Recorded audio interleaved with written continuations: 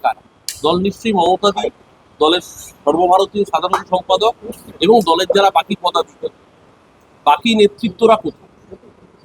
দল থেকে নির্দেশ দেওয়া হচ্ছে, বাকি নেতৃত্বরা কোথায়? যখন কর্মীরা ঘর ছাড়া, বাকি যারা হোমরা চোমরা কেষ্টু বিষ্টু নেতৃত্ব, আমরা যারা লোকাল স্তরের জনপ্রতিনিধি, আমরা আমাদের মতো করে চেষ্টা করেছি কর্মীদের পাশে।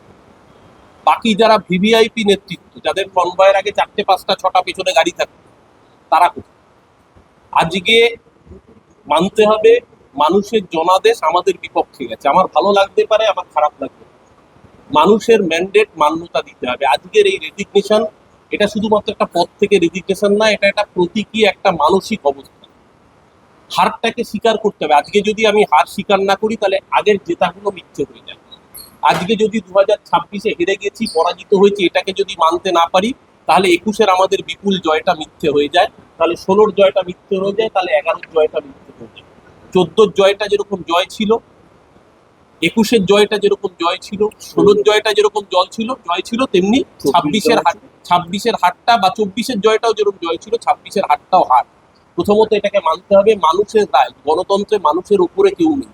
মানুষ যখন রায় দিয়েছে বিরোধী জায়গায় থাকবার, তাহলে সেই রায়কে মান্যতা দিতে হবে। আমি মিউনিসিপ্যাল অ্যাকাউন্টস কমিটির সদস্য ছিলাম। আমি সদস্য পদ থেকে আইন মতো চেয়ারপারসনের কাছে, সচিবের সেক্রেটারির কাছে এবং মিউনিসিপ্যাল অ্যাকাউন্টস কমিটির যিনি মাথায় ছিলেন তার কাছে, ঘটনাচক্রে মধুচন্দ্রাদি নেই এই মুহূর্তে কলকাতায়, আমি মধুচন্দ্রাদিকে হোয়াটসঅ্যাপ করে পাঠিয়ে দিয়েছি পদত্যাগপত্র এবং সেক্রেটারির কাছে এবং চেয়ারপারসনের কাছে জমা দিয়েছি। সুশান্ত ঘোষ চেয়ারপারসনের আমাদের কমিশনারের কাছে জমা দিয়েছেন, মেয়র সাহেবের কাছে জমা দিয়েছেন। এবং এটা অবাক একটা ব্যাপার যে আমার গভর্নমেন্ট, আমি দলের একটা যাই হোক পদাধিকারী আছি, ব্যুরো চেয়ারম্যান আছি, কিন্তু কোথাও গিয়ে আমার মনে হয়েছিল যে তদন্তটা ঠিকঠাক করে হয়নি। এবং তৎকালীন পুলিশ আধিকারিকরা যে তথ্য সামনে খাড়া করেছিল যে প্রধান যে অভিযুক্ত সে দুবাইয়ে পালিয়ে গিয়েছে, তাকে ধরতে পারলেই সমস্ত ব্যাপারটা সামনে আসবে। ঘটনাচক্রে সেই দুষ্কৃতী ধরাও পড়ে, কিন্তু অদ্ভুতভাবে যে 7 জন ধরা পড়েছিল, একমাত্র প্রধান অভিযুক্তরই জামিনটা হয়ে যায়, বেল হয়ে যায়।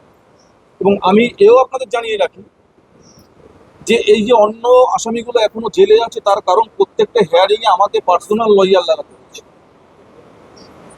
প্রত্যেকটা কেসে আমি পার্সোনাল লয়ার লাগিয়েছিলাম বলে আজকে যে কজনকে ভেতরে আটকে রাখা গেছে। আমি নতুন মুখ্যমন্ত্রীর কাছে অনুরোধ করব ঘটনার পূর্ণাঙ্গ তদন্ত করতে। এবং আরো অবাক করা ঘটনা যে এই তদন্ত কখনো বলা হয়েছিল আমার লোকরা করেছে, কখনো বলা হয়েছিল আমার কাছের লোকরা করা হয়েছে, কখনো বলা হয়েছিল জমি বাড়ি সংক্রান্ত গন্ডগোল। বিভিন্ন সময় এই তদন্তর অভিমুখটাকে ঘুরিয়ে দেওয়ার চেষ্টা করা হয়েছে। কখনো ক্রিমিনালদের দিয়ে আমার বিরুদ্ধে বলিয়ে দেওয়া হয়েছিল। যে অভিযুক্তকে আটক করা হয়েছিল তাকে 5 মিনিট ক্যামেরার সামনে বলতে দেওয়া হয়েছিল। সমস্তটাই জলের মতো পরিষ্কার, আপনারা সবাই জানেন। তা সত্ত্বেও দল করতাম, দলের একটা অংশ ছিলাম, প্রশাসনের একটা অংশ ছিলাম, কখনো মুখ ফুটে একটা প্রতিবাদ করতে পারি। কিন্তু আজকে আমি নতুন মুখ্যমন্ত্রী এসছেন, তার কাছে অনুরোধ করব প্রকৃত তদন্ত করে যদি প্রকৃত দোষীকে খুঁজে পাওয়া যায়, তাহলে তার কাছে আমি কৃতজ্ঞ থাকবো। কারণ এটা আমার পক্ষে জানা অত্যন্ত জরুরি যে যে ঘটনাটা ঘটেছিল সেটা আমার মশারির ভেতরই হয়েছিল না বাড়ির ঘরের বাইরে হয়েছিল, এটা জানাটা আমার খুব জরুরি।